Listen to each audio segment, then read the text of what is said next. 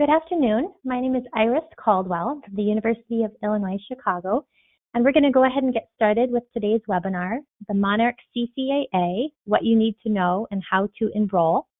First off, thank you for joining us today, and we're excited to have this opportunity to tell you a bit more about the Monarch Candidate Conservation Agreement with Assurances, as well as dive into some of the specifics about the application process, enrolling in the CCAA, and all that entails. Before we get into the specifics, though, I want to provide just a couple of housekeeping items. First off, due to the number of folks we have on the phone today, everyone is in listen-only mode, but definitely don't want that to discourage your participation. So please, if you have any concerns or comments throughout the webinar, or more importantly, questions about any of the content that we're presenting on, please go ahead and chat that into the chat box, and we'll be pausing throughout the webinar to answer your questions.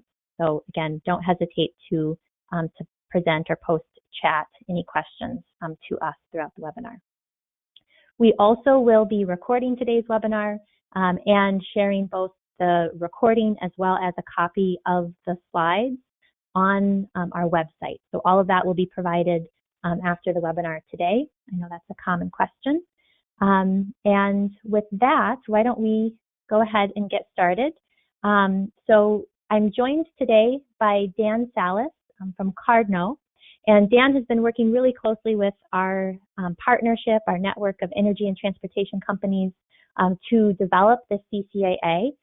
He's been our lead consultant and architect, and in many ways the technical mastermind behind a lot that has gone into creating this candidate conservation agreement. And so I'm really happy to have him be able to share, again, a lot of the specific detail about enrolling in the CCAA and everything that you all need to know.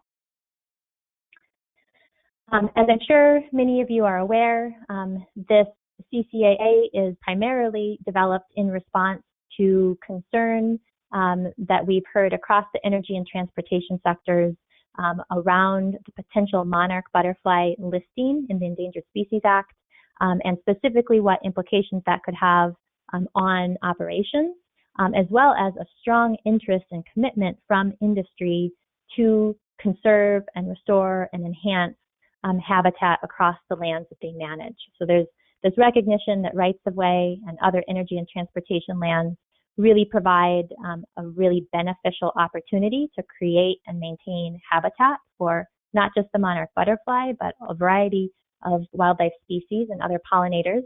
And this CCAA represents really unprecedented opportunity. It's an innovative model in terms of being the very first nationwide candidate conservation agreement with assurances.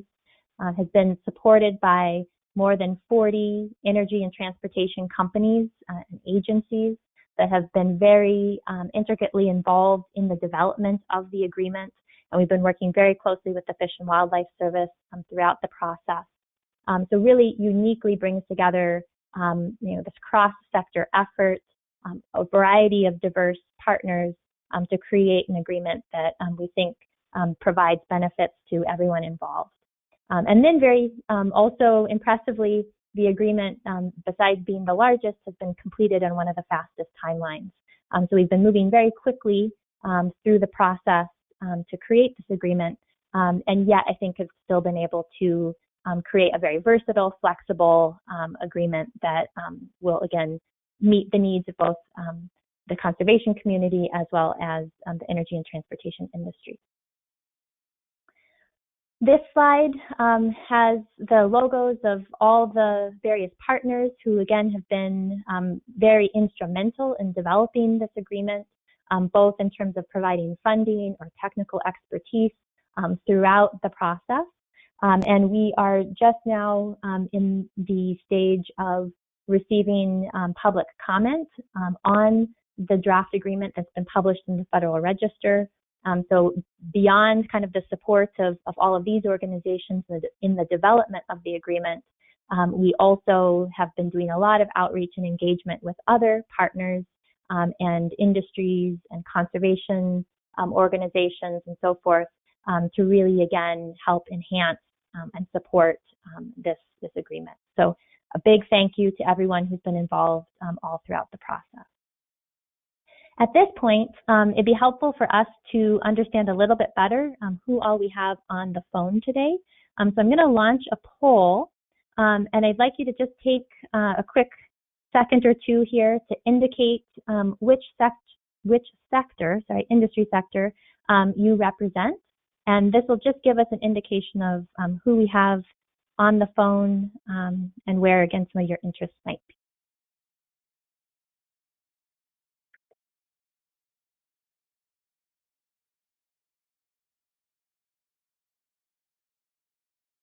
I'll give you just 2 more seconds here. Okay. So here's the breakdown of folks we have on the webinar today. So again, looks like majority energy and generation, transmission, distribution companies represented, good number of road and highway authorities, some rail representation, and then other as well. And if you fall into that other category, if you wouldn't mind just chatting us kind of what group or association you have, that helps us as well. So thanks for that input. Next, I want to just, again, kind of lay the framework for today's webinar. We're going to cover a lot of information, and again, we want to make sure that we have time to address some of your burning questions. So we're going to zip through some really basics on the CCAA itself, so some of those fundamentals.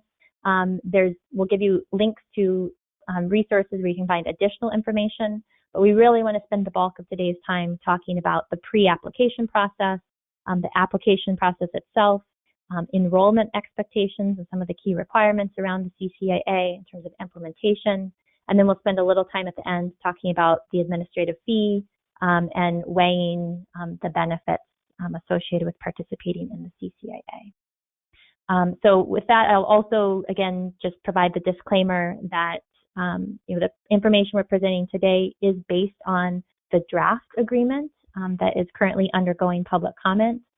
So while we anticipate that there will not be significant changes from the information we're sharing today, it is worth noting that this is based on the draft agreement and not the final. So with that, I'm going to turn things over to Dan to begin with some of the CCAA fundamentals. Great, thanks, Iris, and thanks everybody for joining us today. Looking around the attendee list, looks like there's a few familiar names and a lot of new ones. So great to have everybody. I want to start off by just covering some of the fundamentals of the CCAA, how it's sort of framed and developed, how it operates, and what's included in it, because I think that's important to understanding then the application needs, the enrollment expectations. So I'll briefly go through some of that. For those of you who've maybe been on other webinars, you may have heard some of this material, but still worth revisiting, understanding, again, as we kind of move on ahead.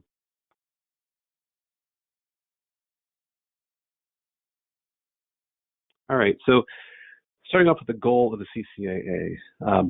The goal of the agreement is voluntary conservation for monarchs and promoting that. And so specifically on energy and transportation lands, including rights-of-ways, owned parcels, leased lands, easements, anything we can do to promote conservation for the species in need is the ultimate goal of the agreement. As we think about what that could potentially look like on the ground, what's the potential contribution of an agreement like this across the lower 48 states, we envision as best as we can try to make estimates that we can enroll up to 26 million acres of lands that would collectively contribute over 300 million stems of milkweed and 2.3 million acres of habitat.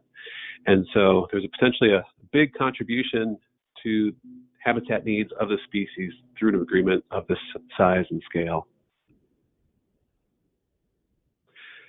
We'll talk a little bit more at the end about why you want to consider pursuing this or enrolling, but right off the bat, I think it's worth highlighting a few of the major needs. Why are we doing this in the first place? And as Iris mentioned, this was really spurred on by the the request to consider listing of the monarchs under the Endangered Species Act, and so that raised a lot of interest and spurred a lot of discussions over how that can be addressed. And so obviously there's an urgent need for monarchs in terms of their conservation. You have different populations kind of with different status. The Western population in particular is 99% below what it's historically been. So there's an urgent need to do something for this species. And then there's also a variety of needs from a sort of regulatory or business perspective that are driving this as well. So one, there's a lot of, many of you are involved with projects already that are doing pollinator enhancements and commitments. And so having a CCA is a way to demonstrate that commitment, to sort of build upon those successes already and, quantify what that means on the ground. And then it also helps with risk management. It addresses uncertainty and potential delays from potential listing decisions or changes in the species status over time. So from a business certainty standpoint, an agreement like this has lots of benefits. And last but not least, the outreach capacity of something like this is helpful in both generating positive public recognition for the great conservation work that can happen on these lands, as well as many of the partners who've been involved with the development of this have seen the value in that public-private partnership and sharing information, technical resources, and having that common goal towards conservation. So in a nutshell, how does the CCAA work?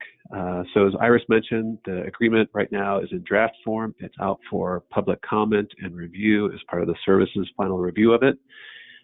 That public comment period is set to end on June 14th, so we still have about a month left in that review process.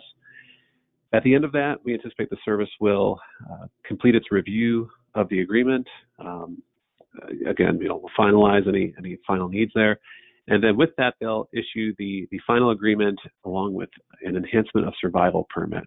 And it's an enhancement of survival permit that provides the incidental take coverage for monarchs in the event that it gets listed under the Endangered Species Act. Again, we don't really know where that decision is going yet, but if and when it is listed, then there's incidental take coverage that's provided through participation in the CCAA. So once they authorize the agreement, they provide that then to, in this case, the programmatic administrator, which for the purposes of this CCAA would be the University of Illinois at Chicago. And in that role, they're acting as sort of a third party to uphold the agreement, to verify that there is compliance being met, and to administer it to all the enrolling partners. They administer that using certificates of inclusion. So those are contracts specifically with UIC as the programmatic administrator to companies, to DOTs that are interested in enrolling their systems into this agreement. And so that contract basically confirms that they're going to adopt conservation measures, conduct some of the compliance requirements of tracking and monitoring and reporting, and fulfilling the general terms of the agreement. And then at that point, it's on the partners themselves enrolling to implement those measures, to do that work for tracking, monitoring, and reporting, and annually provide that back to the administrator so that the administrator then can roll that up into the reporting on an annual basis back to the service to verify compliance and demonstrate, again, what's the on-the-ground benefit and conservation results coming from the agreement. So as we talk through some of the details, consider that there's this annual cycle at play here. Okay, so what's required? And again, terminology that you'll hear throughout the discussion today. So briefly want to touch on it. First, I mentioned enrolled lands that you can enroll in the agreement. A way to think about that, the extent that you'd want to consider that would be considering enrolling lands where you'd want potentially that incidental take coverage. As a lot of partners who've been involved with development have been looking at that, they basically consider they would want that potential incidental take coverage across their full system. So there's consistency and cohesion across all their lands. And so a lot are looking at basically enrolling their full network of whether it's transmission rights of ways, roadsides, generation sites into the agreement. And those enrolled lands can be owned lands, they could be leased lands, as well as easements. So so easements that you maintain on other properties. So any of those cover, obviously, the type of land affects what you can and can't do under the agreement. But within that network of enrolled lands, then there is a smaller subset of what we call adopted acres. And those adopted acres are the lands on which conservation would occur. So implementing conservation measures on this subset of lands to uphold the net conservation benefit outlined in the agreement. And then within those adopted acres is an even smaller subset of monitored areas. So depending on the amount of adopted acres you have, there's a varying number of monitored areas that you have to document each year through monitoring. And so combined, those really sort of get to what the requirements are. Implementing conservation on the ground on adopted acres, tracking where that's implemented, monitoring a subset of that, and reporting on the effectiveness. And effectiveness essentially being, do we have habitat in these areas where we are managing it as such on the ground? And then last but not least is supporting UIC as the program administrator through the administrative fee to help support the program and the work that they're doing through that. And we'll talk a little bit about that more later. So what conservation measures are expected? If you look up the agreement, this is in Table 6.2 in Section 6, it talks about this. But essentially, one of the requirements of the CCAA is that we have to address, quote, the key threats within your control. So there's a lot of threats to monarchs that are identified. I want to say there's, maybe a dozen or so. And of that dozen, there's some that are sort of outside the management ability of the energy and transportation industries. So when we boil it down to the ones that are really sort of within their management control, it comes down to these three listed here. Conversion of habitat, so loss of potential habitat through construction activities to some other type. And then the last two are associated with vegetation management, so loss through broad herbicide use and as well as loss through mowing. And so we have to address those threats through implementation of conservation measures on these adopted acres. And so you can see with the list of conservation measures listed here, again, there's more detailed descriptions of these in the actual CCAA, but it involves things like seeding and planting native species, conducting timed conservation mowing to avoid mowing habitat when it's available for monarchs, conducting targeted herbicide treatments rather than broadcast, wide-scale herbicide treatments. And so there's other more targeted treatments as well. And last but not least, we have what we call suitable habitat set-asides, which are areas of suitable habitat that occur on rights-of-ways, basically that are undisturbed throughout the course of the growing season when they would be used by monarchs. So if you think about that, there might be sections of rights-of-ways that are natural land cover, and through the vegetation management cycle, they might have brush removal occur one year, maybe there's targeted herbicides another year, and then there might be several years where it's basically out there as habitat, undisturbed by any other activity. This agreement recognizes that as a conservation measure, that basically by virtue of being there, those rights-of-ways are essentially, quote unquote, protecting those habitat areas against, other impacts. So we can quantify that as a conservation measure within the context of this agreement. So in exchange for committing to doing those types of activities, there's the assurances. That is the last A of the CCAA, Candidate Conservation Agreement with assurances, that's provided by the Fish and Wildlife Service for those enrolled partners, that basically says that because the partners have basically committed upfront to doing conservation, to having that net benefit to the species, in exchange, if the monarch were to be listed, there would be no additional requirements or requests of the service, basically because they've already, met their commitments and done their work up front. So the assurances are there's no additional restrictions required post the listing. So when we think about what types of activities are covered by those assurances, it includes a wide range of activities that are associated with operations and maintenance of rights-of-ways and associated energy and transportation lands. So everything from general operations of the infrastructure to surveys and inspection, vegetation management, structural and facilities maintenance, construction occurring on existing rights-of-ways, and then emergency response activities. So a wide range of activities that may pose potential take to monarchs, but again, with these conservation measures and adopted acres, we're having a net benefit to offset and contribute more in terms of habitat on the ground for the species. So again, trying to cover a wide range of activities to, again, promote voluntary conservation, to make this something worthwhile to enroll in.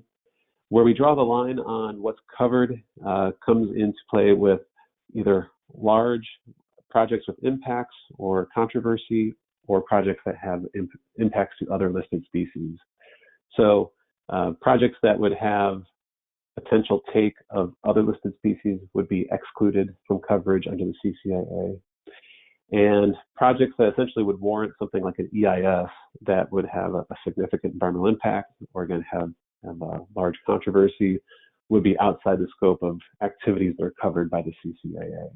So there's a certain scale. Last but not least is also any activities that are outside of enrolled lands would also not be covered by the CCAA.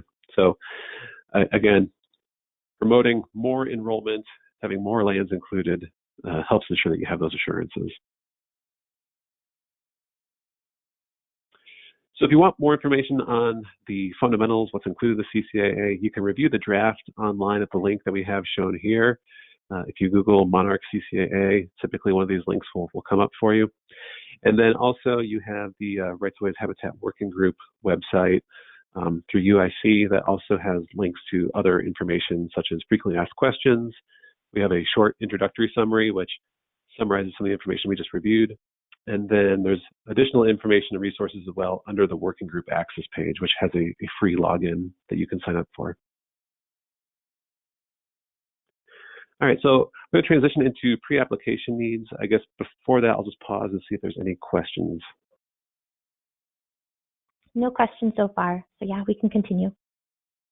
Okay, great.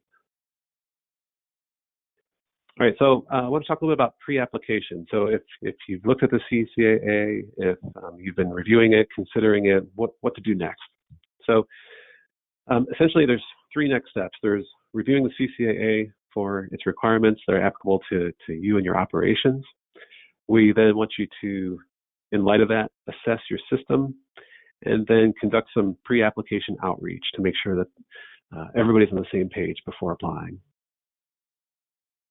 So reviewing the CCAA, this is the same link I just shared, but again, there it is again. You can pull up the document, you can read through all the details that are included in there. If you are short on time or want to get to some of the essentials, I noted a couple sections here that are the focus of a lot of things that we just talked about. You know, what constitutes enrolled lands, what's the enrollment process, what activities are covered, what conservation measures are you having to commit to, and what are the adoption rates, the obligations of all the parties involved. So there's three parties involved with the agreement. UIC as the administrator, partners that are enrolling, and then the U.S. Fish and Wildlife Service as the administrator of the permit. And then last but not least, there's section 14, which talks about the tracking, reporting, and monitoring. And we'll touch on some of these as we get into enrollment expectations as well, but that's where you can find the details on that. So assessing your system would then be the next step. Once you have read through the CCAA, you have a comfort level with what's required. Next is determining what you would want to contribute for enrolled lands. As I mentioned, a lot of partners considering enrolling are looking at enrolling their full system. That way they have that full coverage if needed. And so there's two ways to approach that. You can use geospatial mapping of parcels or your rights-of-ways if you have that, or you can do estimation of what your enrolled lands would be using other data. And I would say based on conversations we've had with people looking at enrolling, in most cases it seems that there is not, we don't have good GIS data or mapped boundaries for every single easement parcel along every system of lands. And so at some point, estimation typically comes into play. And at a most basic level, that can be taking the right-of-way center line length times the typical easement width or right-of-way width.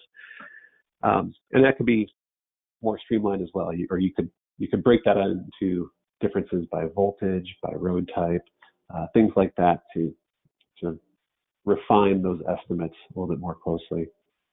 So I have an example here which shows you basically how you can calculate that out across, in this case, this example would be a mixed use energy system of distribution, transmission, and generation. And you can see this example, when you tie it all up together, you have, in this example, 56,000 enrolled acres. So, sorry, at least back up there. So then, again, think of that triangle we just shared. That's the top line. So the next line is the adopted acres. So once you have your enrolled lands estimate, then applying the adoption rates to get your adopted acres target is the next step. And so as you can see here, this table is table 6.1 in the CCAA. We have defined adoption rates by different sectors, and not to get all the details of how we came up with those adoption rates, but essentially we took some of the literature that's out there from the scientific and conservation community in terms of what they sort of foresee as potential contributions from rights-of-way and similar land cover types and uses. And then we also used some structured decision-making and group elicitation with the group of industry partners to assess what we felt was feasible as an adoption rate from an industry perspective. And then we took both of those results together to define these adoption rates you see here. And they do vary quite a bit, as you'll see, depending on the sector. And what that basically indicates or represents is the differing sort of levels of opportunity as well as constraints by each of those sectors. So on the low end, you have something like distribution that has, typically, electric or gas lines along roadsides and front yards. They're feeding your homes and businesses, those types of things. They're in highly developed areas, so there's typically not a lot of natural land cover to do any kind of conservation work on. Whereas at the other end of the spectrum, you have something like transmission, which are larger rights-of-ways associated with oil and gas or electric, and those are typically moving across country, so they're covering more different types of land covers, landscapes, more natural land cover, and so they have a higher ability to do conservation efforts on those types of lands. And so if we take that same example that we just shared for the enrolled lands and apply those adoption rates, you can see how those calculate out to, in this case, a total of 5,795 adopted acres. And for applicants wanting to enroll in the agreement, think about where those adopted acres come from. Again, this is where you're having to apply those conservation measures. And in some cases, some of those conservation measures might be activities that you might already be using, or maybe you're moving that direction towards using more of those techniques. So we're hoping the CCAA sort of promotes some of those best practices. And then those can be adopted anywhere. So even though we have this subsector breakdown based off the adoption rates, for this particular applicant, as long as they can provide that nearly 5,800 adopted acres anywhere in their system, that is the end goal. Again, it's getting those on-the-ground acres for habitat, for conservation. So to help make this a little bit easier, we do in the application form that is being developed have a calculator sort of nested within the application form. So you can do some estimation using that tool that's available. It's an Excel table sort of nested within the application form. But if you have your own system, if you have your own mapping, if you're doing a more specific estimation method, you can use alternatives and provide that with your application. Just show your work and show us the rationale and the numbers you use to get to those estimates. All right, so once you've reviewed the CCAA, once you've assessed your system for the size, the amount of adopted acres that you foresee enrolling, next is conducting your pre-application outreach, and that is twofold. So one part of that would be internal, so reaching out to the applicable teams and managers within your own organization, whether it's your executive management, as well as often it's your environmental team or vegetation management program, to talk through the agreement and the scope and the requirements and verify everybody's roles and commitments and capabilities. So essentially get everybody on the same page to understand the requirements and those enrollment needs. And I know some partners have also been talking with their communications department to, again, promote their enrollment in the CCAA as, again, demonstrating their conservation commitments or their sustainability commitments and using that. So having those internal conversations is helpful, and doing that early because that takes time sometimes to get everybody in the same room or on the phone together to do that. We also have on UIC's website that was linked earlier, talking points that are available to help sort of distill down some of the key areas or aspects of the CCAA to help you facilitate those conversations. And then on the other half, there is the external outreach, which is basically you as a potential applicant reaching out to UIC with that pre-application request. And what that involves is providing that assessment of your enrolled lands and calculated adopted acres upfront prior to your application. So UIC can review that, verify the requirements, and specifically the administrative fee. As we'll talk about here shortly, the administrative fee is tied closely to the adopted acres target. So knowing that upfront helps you then to understand what the fee payment will be. And then also giving you guys the idea of the target application date, when you plan on enrolling. And this also gives you a chance to ask any additional questions, get clarification on things you're not sure about, and again, make sure you understand all the needs prior to applying. Okay, so that is, again, pre-application stage. Now I'm going to move into application preparation, unless we have any questions at this time. So we don't have any questions submitted yet, but I just remind you, as we're going through, if something comes to mind, don't hesitate to chat it into the chat box, and we'll pause after this next section to discuss any questions. Okay, great. All right, so now that you've reviewed and you've looked at your pre-application requirements, if you're ready to prepare the application, there are certain elements that you'll have to provide in your application. We've done our best, and I should say our application format itself is still being finalized. There's a couple elements that were finalized, especially as it relates to helping the service verify their Section 7 requirements, as we'll talk about that here shortly. So most of what we have here will be in the application, and again, we just need to finalize that before we have that finalized and ready. So the first part of the application itself is identifying where the enrolled lands occur, what they constitute, and again, what's the estimated size of that area. And so as I have here, we need a description of enrolled lands. So what type of sector does it include? What's the operation and the estimated acreage, much like I just shared in those previous examples, how we calculated that out by sector. Any mapping, or if you have it geospatially, we can use that as well. But to give us an idea of the extent of enrolled lands, I have this map off to the side here of a highway system. And so for this DOT, if they're going to enroll their network of interstate state highways, they could provide this map and basically note that, show that there is where those lands occur, where those roadways occur, and somehow define which ones are included or excluded. And again, those could be fee simple, easement, lease, or other lands. So it doesn't have to be parcel specific. It can be high level as long as it's clear where and when lands are enrolled. And then last but not least is that calculated sum of adopted acres. So using those estimates that you did at your pre-application, folding those into the application itself, and again, documenting there what you're committing to.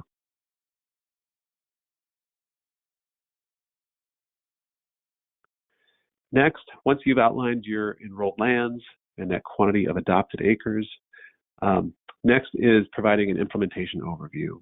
So how you plan on implementing the agreement, giving us a sense of what types of conservation measures and the activities will occur under the agreement. So We want you to describe any current or planned conservation measures you're using. So I showed that list earlier, and some organizations are already doing some of those types of activities. And so in that scenario, what you're doing under the CCAA might not differ a whole lot from what you're doing currently. It just formalizes it, tracks it, whereas other organizations might have major changes. Maybe they're going to make changes to vegetation management that haven't been done before, or maybe they're moving that direction. And this allows you to document that, what that trend looks like. We want you then to also note your timeline for achieving that adopted acres target. So as I mentioned in the example we shared, we had like 5,800 acres as our adopted acres target. If that organization can't achieve that target in the first full year of participation, then they do have the option that they could specify a quote unquote ramp up period of up to 5 years to achieve that target.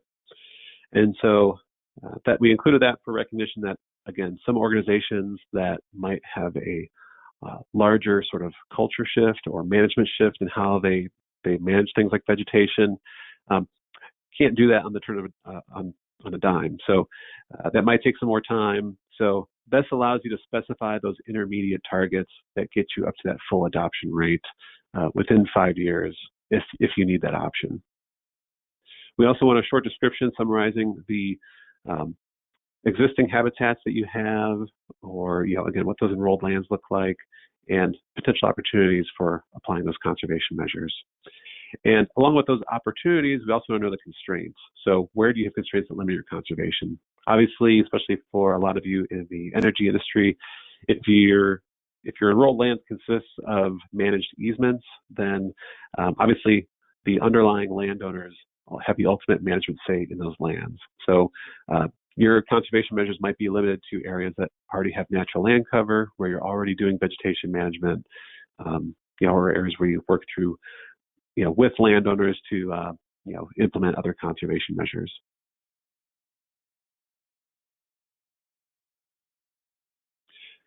What the conservation measure selection looks like in the application is something like this. So as I mentioned, we have to show that we are addressing key threats within your management control. So we have this table included that shows those key threats, conservation measures that directly address those needs. And then we allow you to summarize what happens sort of pre your application to the CCAA versus post. So this is a chance to sort of demonstrate in a simplified way what's changing as a result of enrolling in the CCAA. And you're not required to show a certain amount of lift or change or anything like that. This is really just to help us understand sort of where your organization has been, where it's going to go with the CCAA. Again, what degree of change are you doing as a result of participation in the agreement?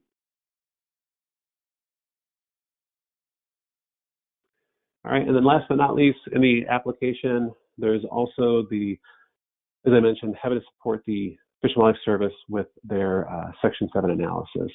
So as I mentioned, one of the requirements of the CCAA is that we are not posing jeopardy to any other listed species. And so to verify that, the service is asking applicants to provide information on which covered activities are included. Again, for most, I imagine that would be all covered activities listed in the agreement, but some might only select several. The geography where that occurs. So again, if your operations occur across one state or a portion of the state, or maybe multiple states, providing the extent of where those occur, so they can understand the sort of extent of those activities. And then we also want to know which activities are not subject to other consultations elsewhere. So there's recognition that a lot of these covered activities and conservation measures are things that are already occurring out there to some degree or another. And so some of those activities already have processes or procedures in place to review them for, again, potential impacts to listed species. And similarly, we also have a number of avoidance and minimization measures out there that currently help avoid impacts to species. So it's essentially within your application providing a list of those types of things that you already have in place to provide it to the service so they can verify, again, that there's no jeopardy to other listed species as a result of participation in the CCAA. All right, and then with the signing of the application, you are acknowledging that you're committing to, again, abiding by all the terms of the agreement, including the proposed monitoring, tracking, reporting. You are required then, as we'll talk about in the enrollment expectations here coming up, to complete a implementation plan within the first year of your enrollment, which again, we'll talk about the details of that here shortly. You're also agreeing to allow the administrator to share any habitat or monitoring data that you've provided through the CCAA, obviously excluding any type of confidential or business sensitive information. There is a section in the CCAA about confidentiality, which speaks more to that. And then also acknowledging that ultimately each organization is responsible for their own compliance with, again, state and federal laws for listed species, historic and cultural resources, and other resource protection. So enrollment in the CCAA does not preclude you or waive you from other state and federal requirements out there. All right, so I'll pause there. I think we had a few questions come in, and maybe we can take a few of those before we move on. Yes, okay, sounds good. Thanks for the couple of questions, and of course, feel free to keep submitting them. But the first question has to do with the acreage and thinking, so you've talked about the adopted acres targets, which essentially set the minimum threshold at which you have to be implementing conservation measures. But I'm assuming that this question is getting at, is there a minimum acreage requirement, say, for a particular area? Like you have to establish or apply conservation measures over a minimum area in order for it to count towards that adopted acreage threshold? Sure. So I guess I read that question two ways. One would be there's no minimum acreage required for enrollment in the CCAA. So if you have a small system of lands you're managing and you have a handful of acres as a result of your adoption rate, I'm trying to think of what scenario that would be. But if you had that, you could, I guess, potentially roll that. We don't have a minimum that I can think of at the moment that's stated. But ultimately, that minimum is, again, tied to those adoption rates. So it's ultimately dependent on the extent of the enrolled lands that you're enrolling, and then the adoption rate applied to those. And so again, the minimum requirement is that you're achieving those adopted acres that are targeted on an annual basis. So in that example I shared where you have the 5,800 acres, you have to document that you're providing those 5,800 acres on an annual basis. The location of those acres might change year to year. Maybe in some cases, all or some of that might be in the same location. But again, you have to verify you're meeting that minimum requirement. On that point, can you confirm, Dan, that the acreage calculations do not include impervious surfaces like highways? So for estimating your enrolled lands, those would include everything. That would include developed surfaces. So for a DOT, you would include essentially the full acreage fence to fence of that system. That would include the natural areas, the areas that are frequently mowed, the paved areas, and so on. So that's again where the adoption rates come into play, and that's why you see that variable range, because some of those landscapes are more heavily developed than others. So that's where we've accounted for that. Okay, thank you. We had a couple of questions related to the type of variability in landscape that may be out there. So say an organization has most of their system located in a desert, for instance. So they have limited occurrence of milkweed or nectar plants. Or similarly, another example was a transmission right-of-way that's located primarily on like tillable acreage, so it's in cropland. How would either of those scenarios impact the adopted acres target? Sure. So I would say at a broad level, you want to consider, again, where there's potential for take associated with monarchs. And with that would be sort of where there's potential to have habitat either now or at some point in the future. And so, given those two examples, like in cases of like the desert, where, and I should say we have some partners who've been involved with the development who have operations that are in the Southwest. And some of those areas do contain milkweed and do contain nectaring plants. And so monarchs can be found in some of those landscapes. And certainly the target for nectar plants, which we'll talk about in the monitoring requirements, is a threshold that we believe can be met in a lot of desert landscapes. So for desert environments, I would consider enrolling those in those cases. For tillable like ag lands, I would say in a similar fashion, those areas could be converted. They could be fallow in certain years. And so or potentially if you have infrastructure that's within that might have, sort of an island of natural land cover within that surrounding tilled landscape. Again, those could be areas of habitat. So at this point, I would say consider enrolling those.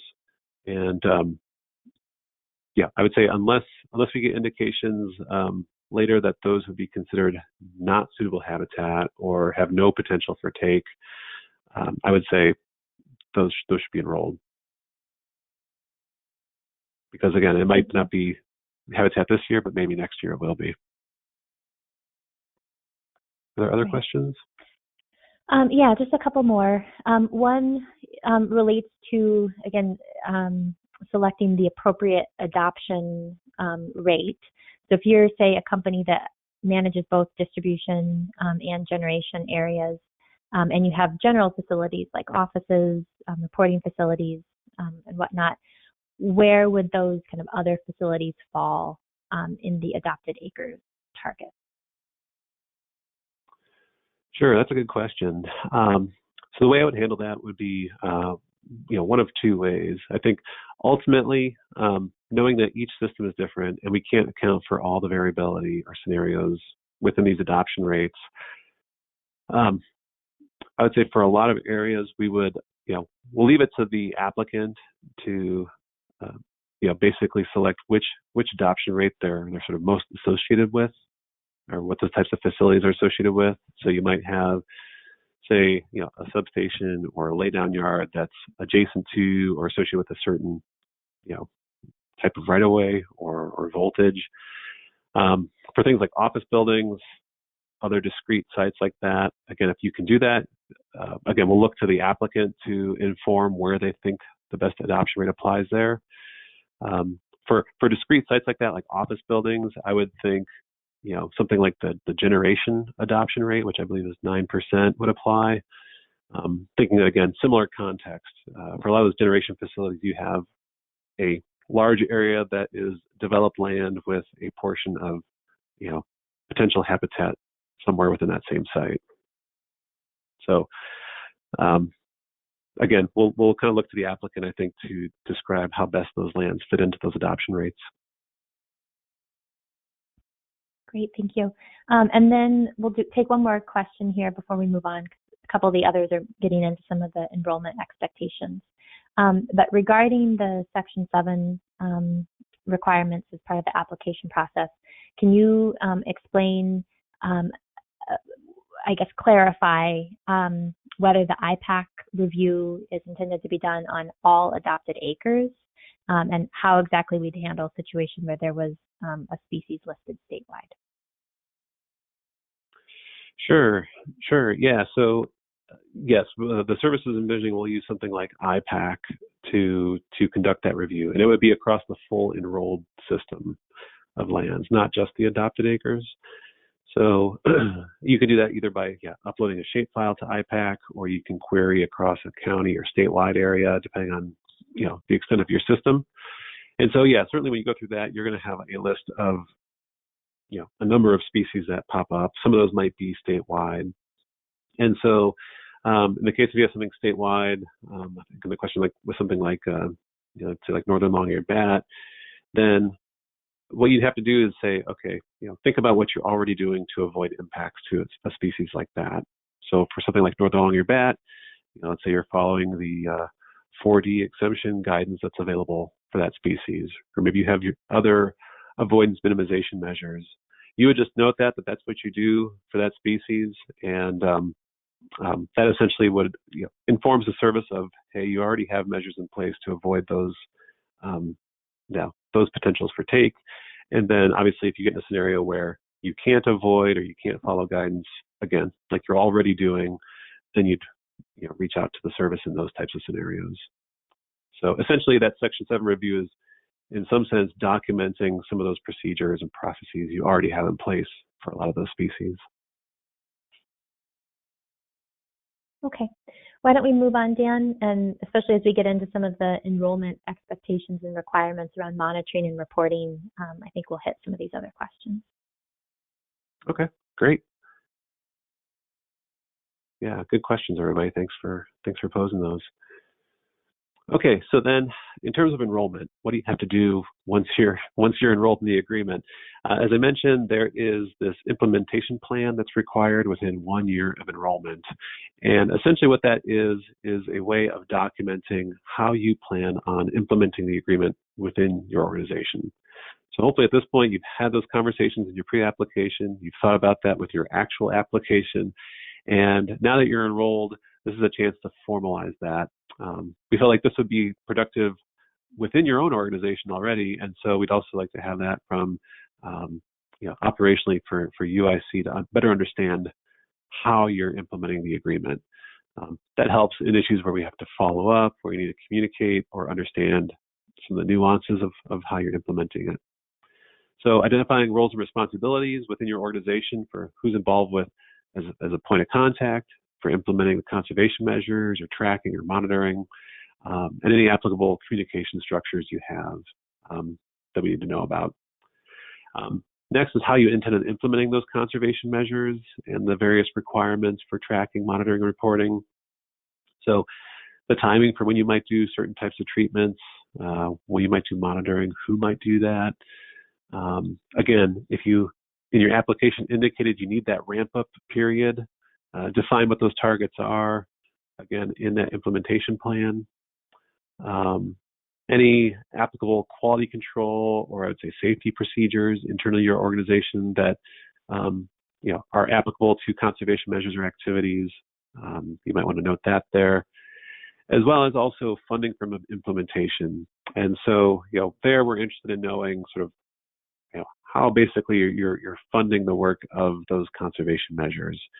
For most involved, we envision something along the lines of vegetation management is typically something funded through your asset maintenance budget, and so that's essentially funding the work through those types of operations. Whereas things like native seeding and perhaps some other aspects of veg management might be included under other capital expenditures for maintenance or projects or things like that.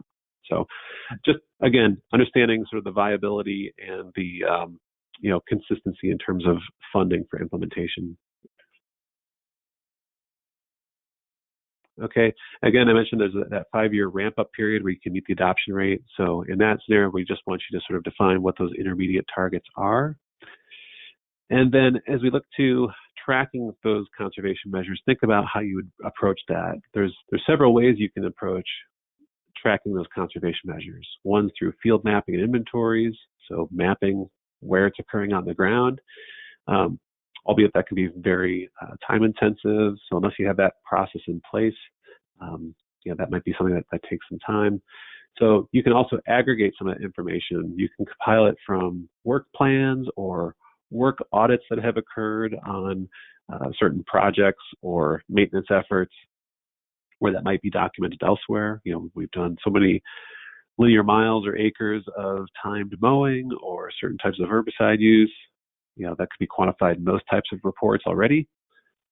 You could also infer from quantities. So again, amounts of herbicide used or pounds of native seed applied typically have application rates, which you can use to calculate out the acres treated with those types of techniques. So you can use that, or again, reported totals through end of year program summaries. Again, could be work plans or other things.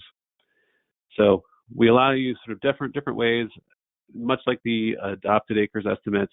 If you're using estimations of certain conservation measures being applied, just let us know where the source of that information comes from, so we understand how you're achieving those numbers. So for tracking purposes, we do have a series of consistent fields that we are asking people to fill out. This helps you, I see, immensely at the end of the year reporting to have everything in a consistent format so it can be more easily aggregated. We do allow several options for using tracking. So despite the consistent fields we require, you can track that via just a spreadsheet template, which we'll have available and can provide to partners. You can also use the Rights of Ways Habitat Working Group Geospatial Database. So they have an online geospatial mapping portal that you can use. You can use things like the Collector app to enter data right into that. Or internally, you might have your own internal mapping or tracking system that you're already using. And so as long as you're consistent with these fields, you can use that as well. I alluded to this a little bit, but there's also differing levels of scale in terms of tracking. So at the finest scale of detail, there is site-specific, where you're actually out maybe mapping or inventorying where work occurred and how much of it. Obviously, that's the most precise level that you can provide. So that could be project-specific conservation measures in specific locations. Now, understanding most people don't track their work that way, we are allowing sort of more aggregated or systematic reporting or tracking. So you can, if you know that you've had crews working out in a certain county or on a certain section of line, you can aggregate the work that they've done in a collective summary for tracking purposes.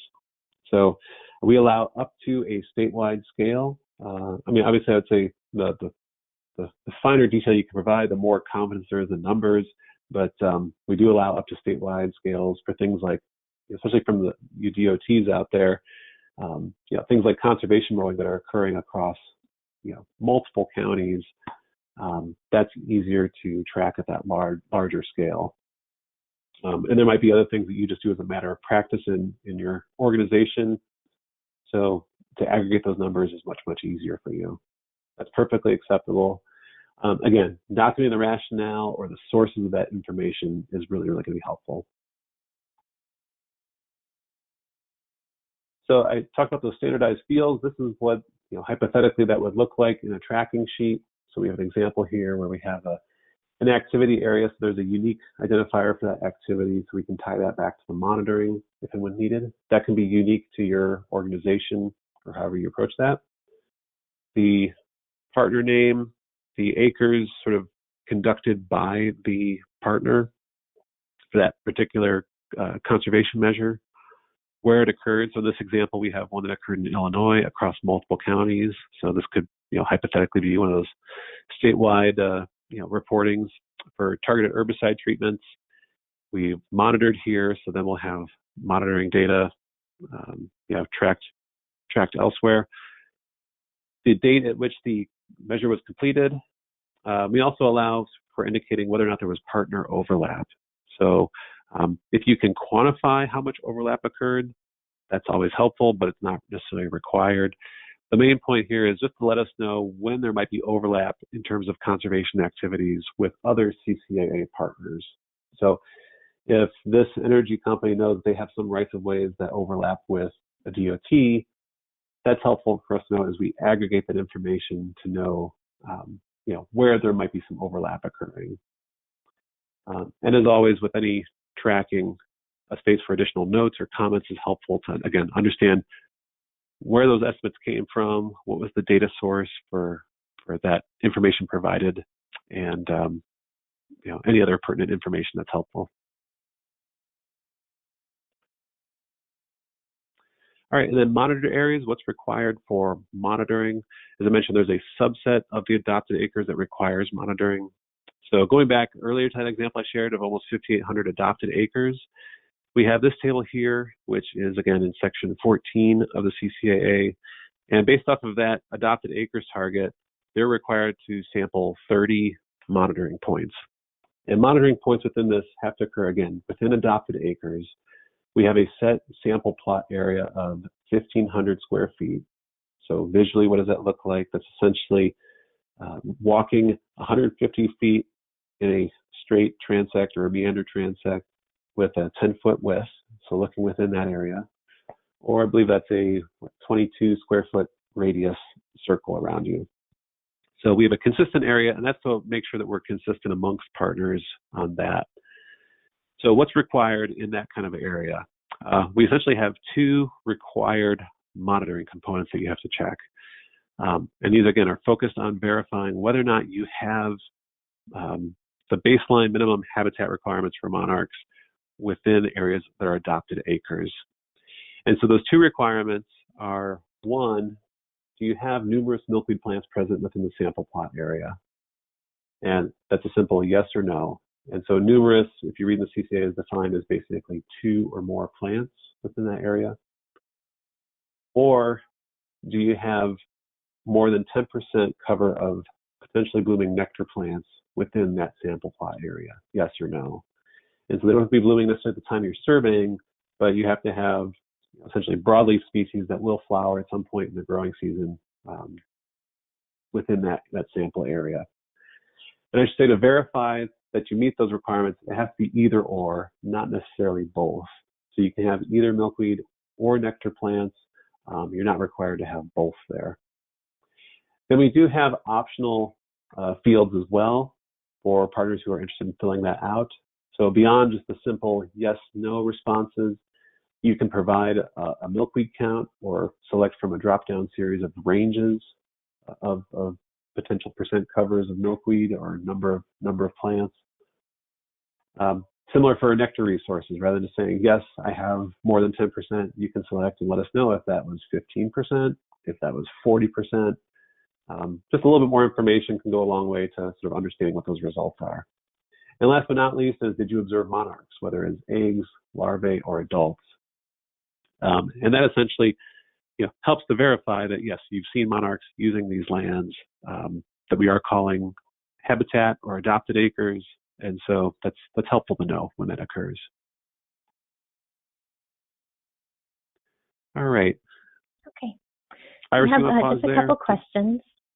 Yes. Yeah. Yep. The first one is just confirming that any conservation measures that are already being implemented today can count towards the conservation on adopted acres in the agreement in the future. And the answer to that is yes.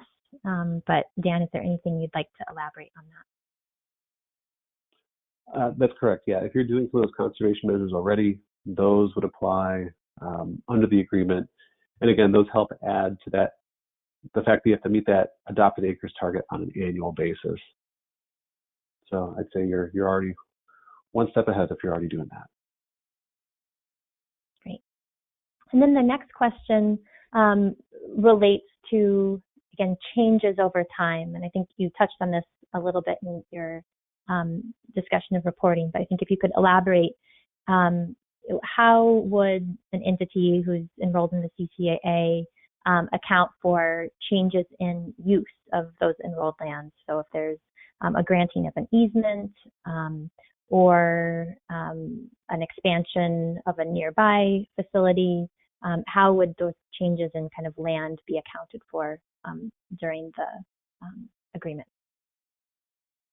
Sure. Yeah, that's a good question. So once you're enrolled in the CCAA, you do have the ability to adjust your enrolled lands estimates, through the annual reporting process. So if you look into the year ahead, you're going to bring additional lands online or easements secured. You can enroll that early on in the year, so you have coverage when those become available. Or conversely, if you get to the end of the year and you realize you've added lands, or potentially if you've divested of certain assets and you've reduced the amount of lands you manage, you can account for those changes again at that annual reporting point in the timeline. And so with that, then also UIC reviews the corresponding adopted acres targets, because of course those will increase or decrease depending on the amount of lands enrolled, and then it also would potentially impact your administrative fee.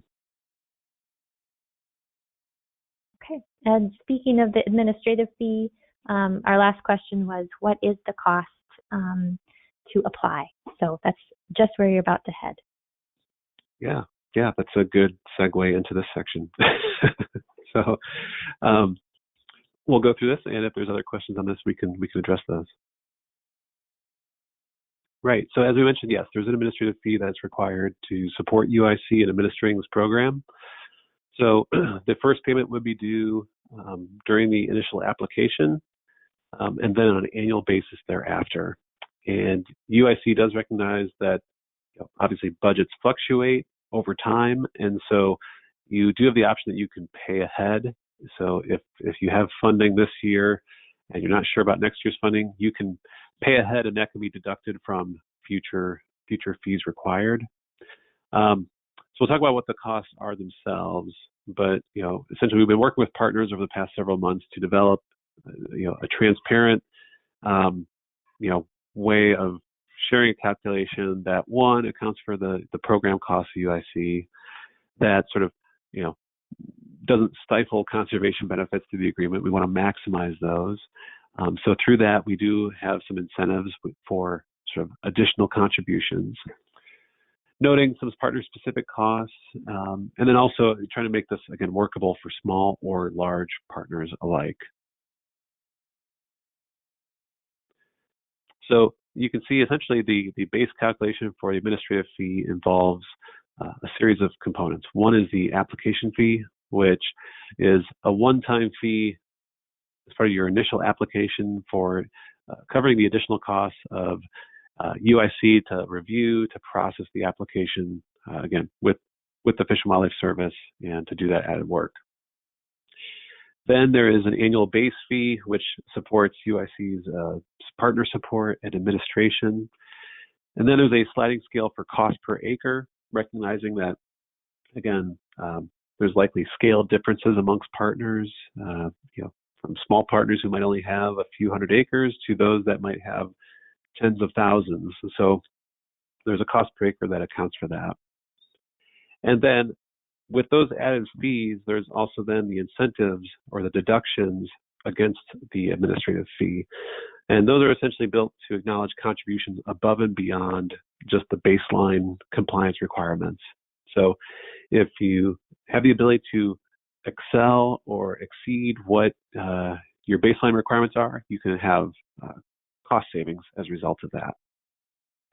And so we've looked at the fee structure. I'll show an example here in the next slide. And we've modeled the sort of potential enrollment across a wide range of potential partners. And essentially the fee ranges for most partners between $5,000 to $30,000 annually. I should say right now, just given the potential enrollment that we anticipate, we're capping the maximum at $30,000. And so that is a big range that kind of reflects sort of the size and scale of operations that are out there. So the mean value that we came up in our analysis is right around 15,000. So middle of that range, for a lot of partners that would consider enrolling. So again, this is where, going back to that pre-application, if you can assess your system, get some of those numbers to UIC ahead of time, they can provide a more refined, sort of customized assessment for you. So what does that look like? Here's a snapshot of the calculator. This is sort of two examples. We have sort of a 3-year forecast shown here. Again, thinking that we can provide this, so this allows you the ability to plan ahead and budget accordingly. So here we have that example of adopted acres that we've been sharing. We have our first year application fee, which goes away those subsequent years. There is a reduced, I believe it's half of that cost, about $1,500 for modifications over a certain size. So if you do have those cases where you have substantial changes to your enrolled lands, there could potentially be a fee to review that at a later date, because that would be added requirements. There is a base fee, again, that sort of annual program support, and then an adjusted cost per acre. So this cost per acre, as you have more adopted acres on your target, is actually a reduced cost per acre. So the more adopted acres in the agreement, the lower that cost per acre is. That calculation, again, that we showed yields that sort of calculated fee. And so within constraints, again, 30,000 is the maximum that we're sort of constraining the max fee at this point. So you can see here how that calculates out to a little bit higher that first year, about 16,000 in subsequent years. Now, if we take that same example down here, and just for demonstration purposes, in the last line here, I showed that, let's say they exceed their adopted acres target, and they're able to provide additional supplemental measures. And supplemental measures are, again, described in Section 6 of the CCAA. These are activities that we recognize have a lot of value towards conservation, but they don't yield on the ground acreage. And so to recognize their value, to the extent you're implementing those and can demonstrate that in your annual reporting, you can have discounts as a result of that. And the last deduction we have here is early enrollment. And so UIC is offering additional discounts if you enroll in the calendar year 2019. So to incentivize early enrollment, you can have an early enrollment discount for the first 3 years of enrollment in the agreement. With all of those, we do cap the deduction at 30%. So I maxed out here just for demonstration purposes. You can see from your typical year's fee what that would reduce to if you're able to max out your deductions. So it can yield a pretty good cost savings on an annual basis.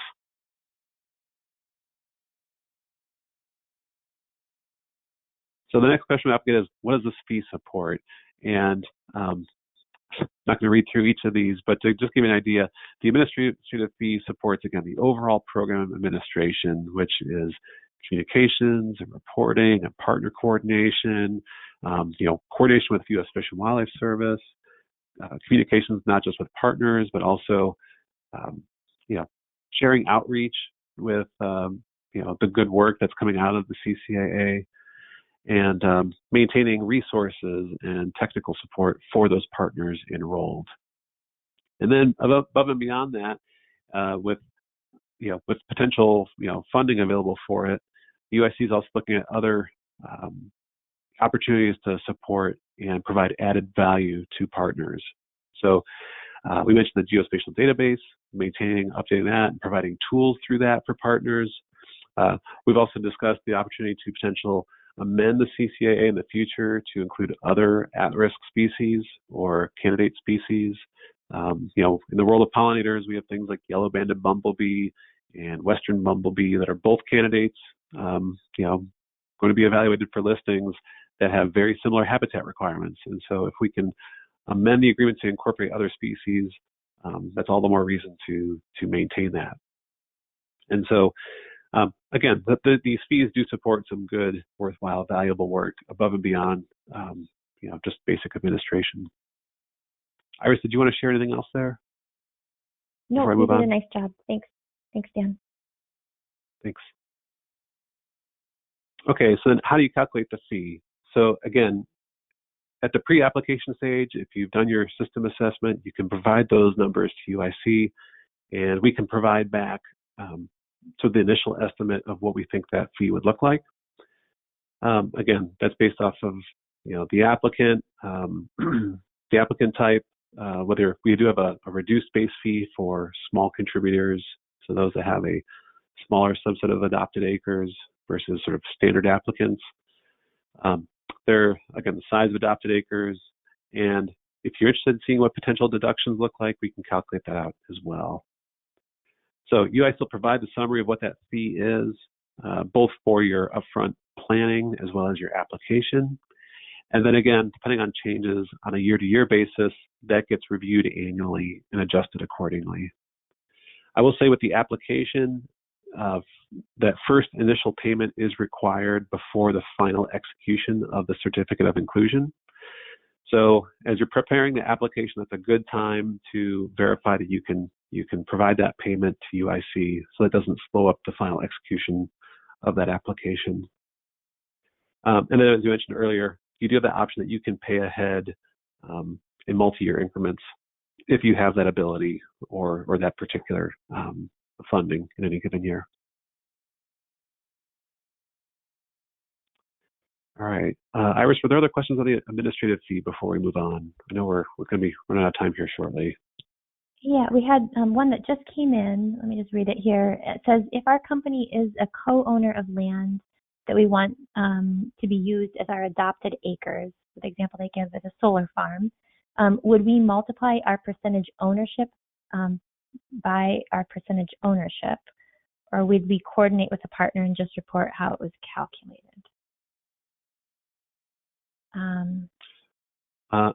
So I'm not sure if I understand the question. Sure, yeah, go ahead. Well, I was going to say, I'm not sure if I completely understand, but if you are a part of if you're a subsidiary of a larger company that's enrolling, that would probably be something that would have to get determined, within your own organization of how you'd split out those fees. But I mean, essentially, yeah, the fee is tied to the adopted acres amount. So if you have, 500 adopted acres, we can calculate out what that fee would be for that portion. And the other thing I would add is also to think about the adopted acres are not just tied to owned lands. So it can be any land under your management control, essentially, that you would be enrolling and potentially implementing conservation measures on.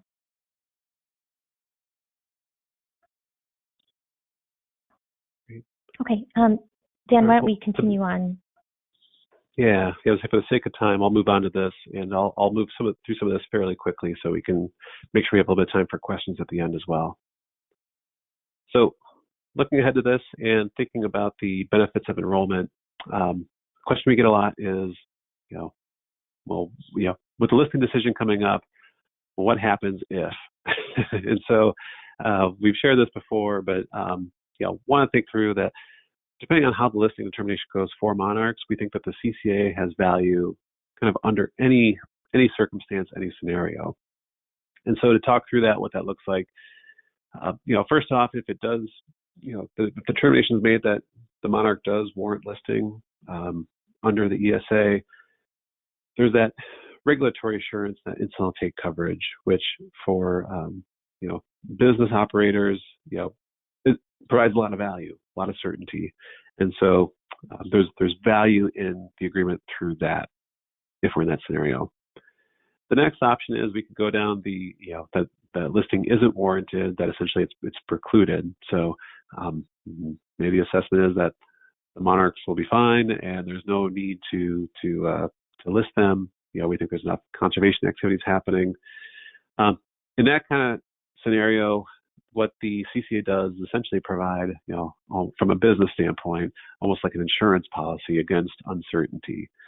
I think there is widespread agreement that with any endangered species listing determination, it's always controversial, especially with something as iconic as Monarchs. The potential for there to be challenges to any decision, whether it's for or against listing, is likely to be met. And if you get one of these situations where you have things like we've seen with like grizzly bears, gray wolves, where you have a listing and then a petition to delist or then relisting again, if we get into one of those scenarios, something like the CCAA provides certainty amidst those types of changes. And so you don't have to worry about the costs of adapting or changing as those decisions are made. And last but not least is also if the decision is that listing is warranted but precluded, which is a scenario that the service will sometimes use if there's other high priorities to be considered. Essentially listing is delayed, or the determination to list is delayed. It could be a year, 2, 3 years down the road. What that essentially does then is that the CCAA, again, still provides that certainty, that consistency, but in that case, that becomes a really great opportunity for the CCAA to provide that on-the-ground conservation. Because in that scenario, when we start contributing on-the-ground conservation through these certificates of inclusion, then when a listing would be evaluated in the future, those on-the-ground acres can then get considered as part of that listing decision. And certainly CCAAs for other species in the past have avoided listing of species. They've been able to leverage enough conservation to avoid those species listings, and as a result, prevent that listing. So by everybody's standard, if we could avoid a listing and provide enough conservation proactively to avoid that type of population concern, that's the best outcome overall. So again, no matter what happens in June with listing determination, there's good reason to be involved with the CCAA. To explore that a little bit more, what's happened if monarchs are not listed? Think about that from a cost-benefit perspective, from a business operations perspective. We did review the costs and weighed the benefits against those for participation. We had 5 partners that went through and used the consistent framework to evaluate that. And across the board, we found that on the whole, there were still benefits. The benefits outweighed the costs of enrolling. The cost-benefit ratios range from 1.2 to 10 in terms of benefits to costs for still enrolling and participating, even if monarchs are not listed. And so, what we learned from that, and what I want to share here is that, as you look at this, as you think about enrolling, it really comes down to weighing the value and the risks as it relates to your organization, and operations. So, enrolling, there's some added costs of the upfront commitment, the administrative fee, and some of the minimal tracking monitoring that's required. And the risks that you also face if you don't enroll, with missing the opportunity, missing the collaboration and technical support, having that lack of certainty, and potential delays if the species is listed. And what we saw play out in that exercise is that considering the value of certainty, your attitude toward risk management, and then also whether or not your organization has conservation commitments or sustainability goals, something like this plays right into that. And on the flip side, considering those benefits, right, that this is the opportunity to provide and quantify industry contributions, to have gains in technical and outreach resources, and in the macro sense, the bigger picture, potentially, if a listing is precluded, that we could avoid potential for a future listing. If monarchs are precluded, then it's not like everything's said and done, because we've seen the population trends of them and other pollinators, and if there's continue to be declines in the future, we'll be right back to another determination at some point in the future. So consider those benefits that you get through an agreement like this as well. So with what's next, Iris, do you want to share this briefly before we wrap up? Sure. Yep. And I'll keep this pretty quick. So again, as I mentioned at the beginning, we're currently undergoing the public comment period. We're about halfway through the 60-day public comment period. The Fish and Wildlife Service will accept any comments through June 14th. And again, there's a link to their website with additional information, and encourage you, if you're interested and want to support this agreement, that this would be a great opportunity to submit comments and highlight both the value of this agreement from your organization's perspective in terms of incentivizing conservation, providing that regulatory assurance, or some of the other benefits that Dan mentioned. We expect that following the public comment period, we'll work very closely with the Fish and Wildlife Service to finalize the agreement, which we expect will happen hopefully by late June.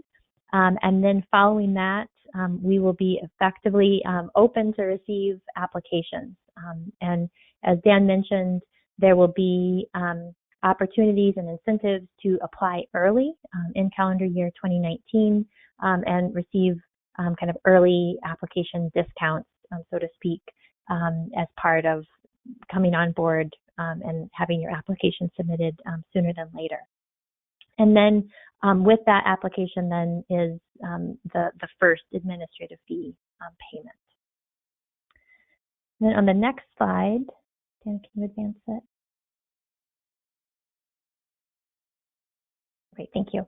On the next slide, then I wanted to point again to some of the resources. So if beyond enrolling your organization in the agreement. You want to, be involved, help work through kind of these final steps. There's, again, more information you can find on the working group website. We're continuing as a team to work through some of the application forms and processes. So there's opportunity to weigh in on that, as well as I mentioned before, provide public comment. And then all of this work has really been facilitated through the Rights of Way as Habitat Working Group, which is a collaboration of organizations across the energy and transportation sectors, plus government agencies and nonprofit organizations, all working to promote habitat on energy and transportation lands. And we have more information, again, on our website about the working group and upcoming meetings and ways to get involved there as well. So with that, we can spend the last 5 minutes or so here answering additional questions that have come in. And first one is an observation, but I think it's a good observation, so I want to share it. And that is that it's important to remember that all of this work is not just about the monarch, but really supporting kind of the whole ecosystem, the whole circle of life. And the monarch, I think, is a really excellent kind of representation or symbol of that greater kind of importance. So I think, thank you, Susan, for your comment on that. And then we have a couple more minutes here for questions, so please, again, submit any as you have them. The next question that came in was, who determines the parties responsible for actually signing the CCAA application within our department? Dan, do you have any thoughts on that? Sure, that's a good question. I mean, I think ultimately that would be determined by you as the applicant in terms of, who has the signature authority to sign into an agreement, or a permit like that with the company. So that's why I think going back to the pre-application, it's worth having some of those internal discussions to sort of verify that expectation within your own organization on who can do that. Okay. We'll give you all a minute or two more here to submit questions if you have them. But I do want to, in the meantime, share a reminder that when the webinar ends today, there'll be a short 5-question survey. Very simple, straightforward questions, I promise. But if you can provide your feedback on that survey, that'll help us as we do kind of our continued outreach and coordination for the CCAA. Okay, any other questions from the group?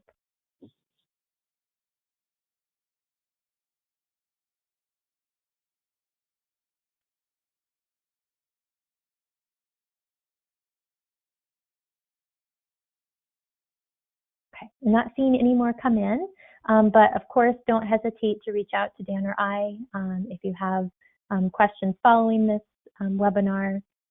We'll be posting a recording of the webinar on our website that we've given several times. We'll also send out an email to this group with that link, as well as a copy of the slides. So again, I want to thank you all. I have one question that just came in. Let's see. We have, okay, so we've talked a lot about expectations of enrolled lands. However, what is the expectation of number of milkweed stems to be planted by enrolled companies? Dan, what are your thoughts on that? Yeah, good question. So as far as, we've talked about enrolled lands and adopted acres and conservation measures, and all those are geared towards promoting increased amounts of nectar plants and milkweeds for monarchs. And so there's recognition that a lot of those conservation measures that we have included,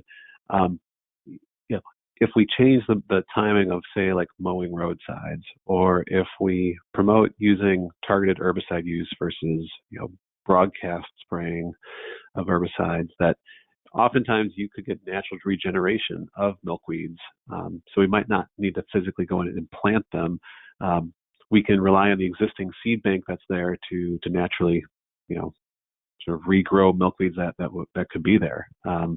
So through change that management, we can have that type of expectation. And I think that was There's technical papers out there like the All Hands on Deck paper, which underlies some of the conservation measures that we have in here. Recognize contributions like that. So certainly for things like the native seeding and planting, we can go ahead and actually plant plants or seeds, but in many cases, we're creating the condition that will allow milkweed to thrive again on a lot of these lands. Okay, great, thank you. So with that, we are right at 3:30. So we'll end the webinar today. Again, want to thank you all for your participation and your questions and interest. Again, just a friendly reminder about the survey that you'll see here in just a minute. And again, don't hesitate to reach out to us if you'd like to discuss any of this information further. Okay, have a great afternoon.